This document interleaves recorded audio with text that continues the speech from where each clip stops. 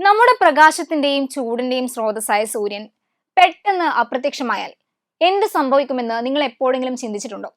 അത് ലോക അവസാനത്തിന് കാരണമാകുമോ?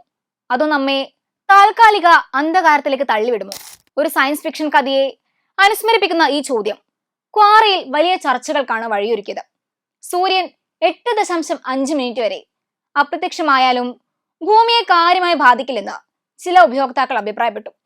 സൂര്യപ്രകാശം ഭൂമിയിലെത്താൻ ഏകദേശം 8.5 മിനിറ്റ് എടുക്കുമെന്നതിനാൽ സൂര്യൻ പെട്ടെന്ന് അപ്രത്യക്ഷമാകുന്നത് നമുക്ക് ഉടനടി ശ്രദ്ധിക്കാൻ കഴിയില്ല.